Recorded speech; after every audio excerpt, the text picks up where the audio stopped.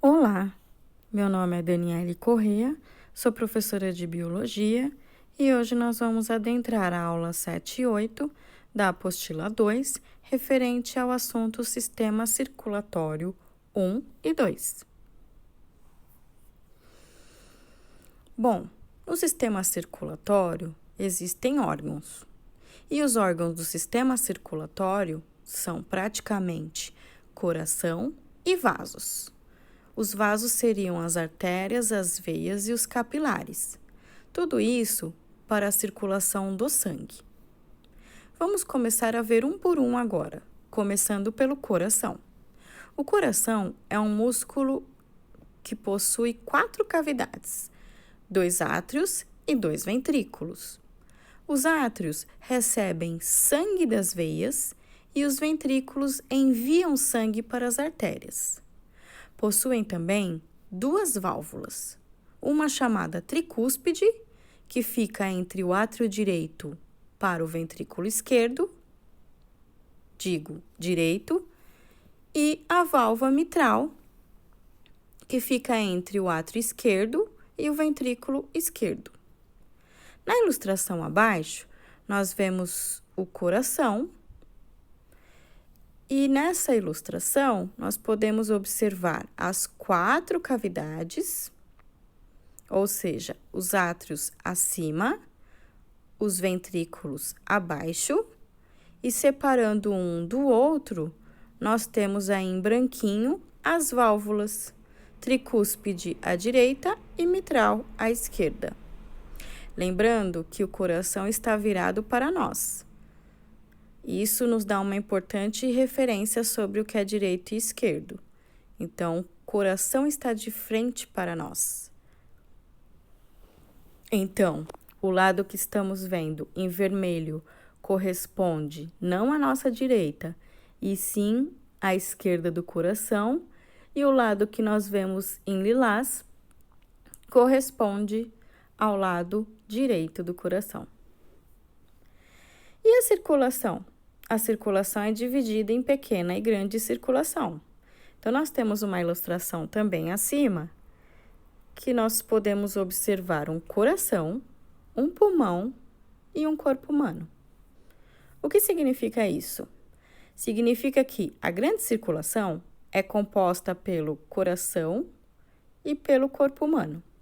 Ou seja, é a circulação de sangue que vai do coração para todo o restante do corpo.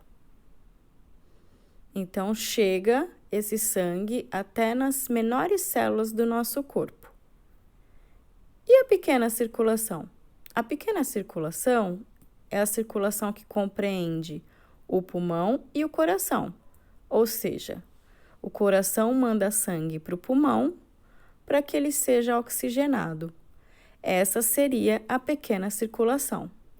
Então, relembrando, a grande circulação corresponde ao sangue que sai do coração e vai para o restante do corpo, levando nutrientes e oxigênio.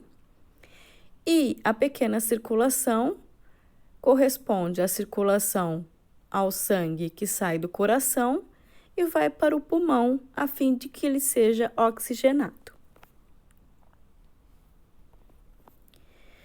E os vasos sanguíneos?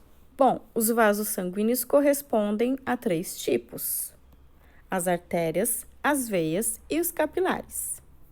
As artérias são vasos que saem do coração e possuem uma parede muito espessa, muito grossa. As veias são vasos que chegam ao coração e possuem parede mais fina que as artérias. Possuem também válvulas em seu interior que impedem o refluxo de sangue e ajudam também no transporte do mesmo até o coração. E os capilares? Os capilares são vasos muito finos, mais finos que as veias. A parede é extremamente fina e nós podemos comparar com um fio de cabelo. Os capilares conectam artérias e veias, formando uma espécie de rede que levará os nutrientes às células.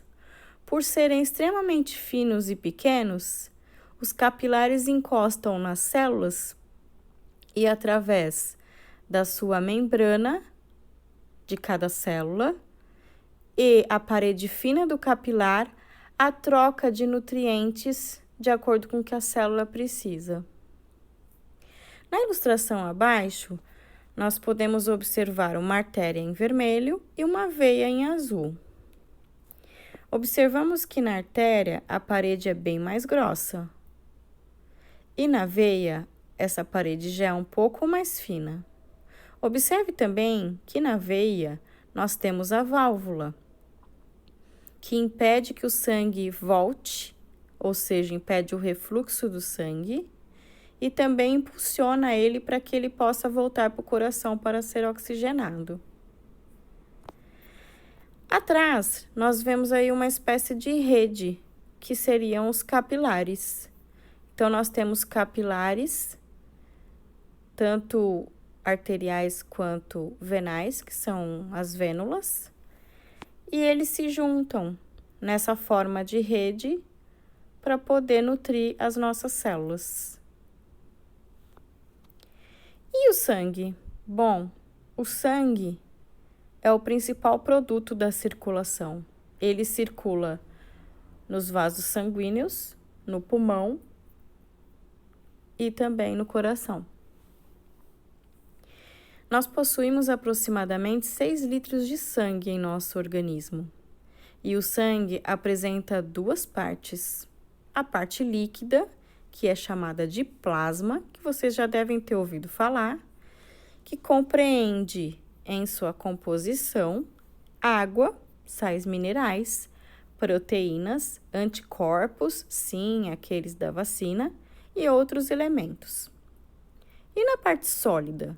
Na parte sólida nós temos as células sanguíneas. Já ouviram falar também de glóbulos brancos e glóbulos vermelhos. Os glóbulos brancos, os mais conhecidos, os leucócitos, participam de toda a célula de defesa, toda a parte do sistema imunológico, que vai agir aí quando entra um corpo estranho em nosso organismo. E os glóbulos vermelhos? Os mais conhecidos são as hemácias. E as hemácias são responsáveis pelo transporte de oxigênio no sangue. Temos também, como componente da parte sólida, as plaquetas. As plaquetas não são células, elas são fragmentos de células que são responsáveis pela coagulação. Bom, agora nós vamos falar um pouquinho sobre o funcionamento do sistema circulatório. Até agora, nós falamos sobre as estruturas dele, ou seja, os órgãos, coração e vasos, e também falamos um pouquinho sobre o sangue, a estrutura do sangue que circula no sistema circulatório. Agora nós vamos aprender como é que cada um deles funciona. Vamos começar pelo ciclo cardíaco. O ciclo cardíaco é dividido em 2 movimentos. Um é a sístole e outro é a diástole. A sístole é uma contração cardíaca que envia sangue para as artérias. Ou seja, o coração é um músculo e ele se contrai, ou seja, ele aperta para esse sangue ser enviado para as artérias. E a diástole é um relaxamento desse músculo, ou seja, ele relaxa, ele sai da contração. Tudo isso para receber o sangue das veias. Na ilustração abaixo, nós temos aí 2 corações.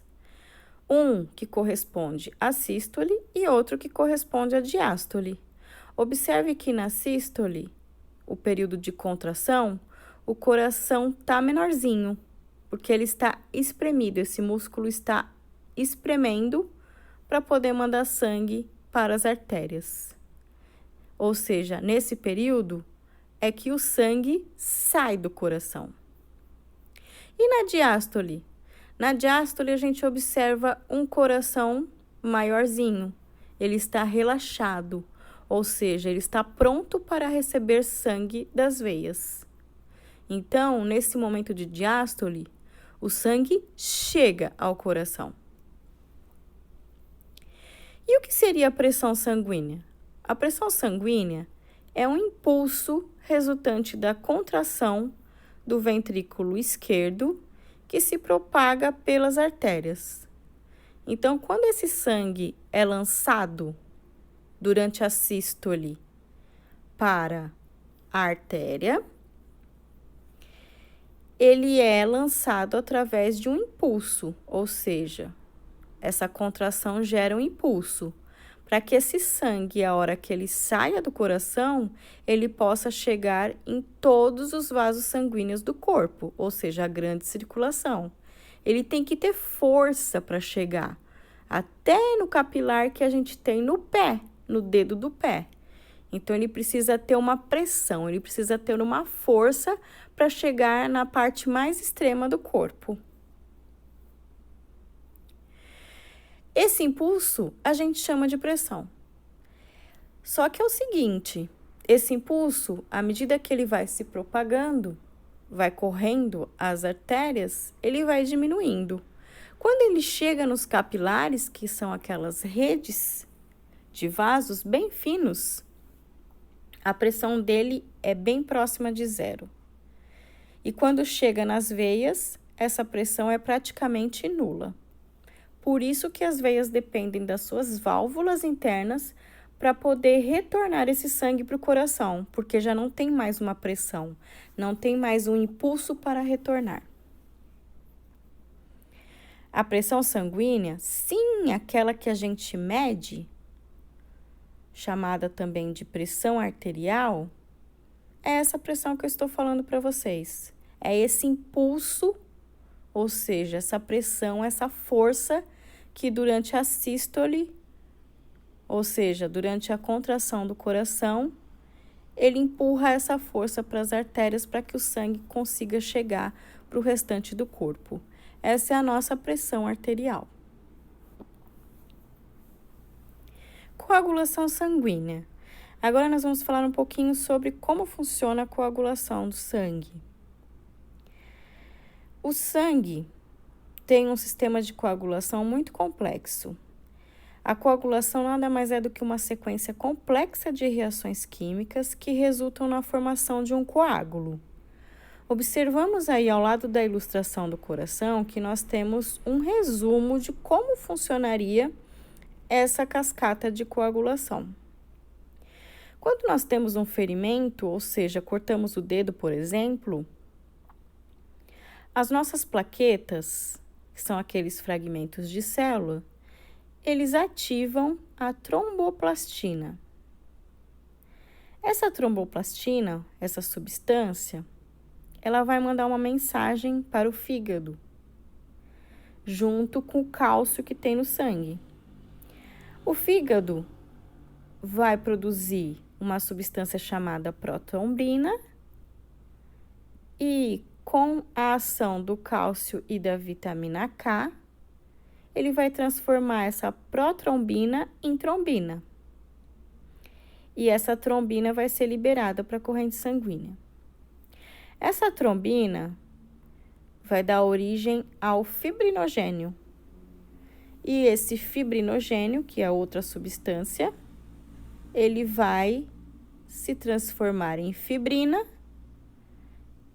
que correspondem ao coágulo que vai até o ferimento promover a homeostasia. Então, como nós podemos observar, são várias reações químicas e são bem complexas. Nós temos envolvidos células sanguíneas, plaquetas, minerais como cálcio, vitamina K, proteínas que são produzidas no fígado, como protrombina e trombina, fibrinogênio e a fibrina. Bom, após essa aula, eu gostaria de fazer umas orientações gerais. Gostaria que vocês realizassem a leitura da apostila 2, correspondente a esses temas, fazendo um resumo no caderno, para facilitar a resolução dos exercícios e também a fixação do conteúdo. Esse resumo é de extrema importância para que vocês anotem os pontos principais e evitem, na hora de resolver exercícios, de ter que voltar à apostila ou voltar ao vídeo aula. Em seguida, gostaria que vocês realizassem os exercícios de aula, de 1 a 4, da página 11 e 12, e os exercícios de 1 a 4 da página 14, e também os adicionais, de 1 a 14, que estão na página 19 e 20. Em seguida, vocês podem enviar os exercícios para o e-mail destacado até o dia 21/4. Bons estudos e até a próxima!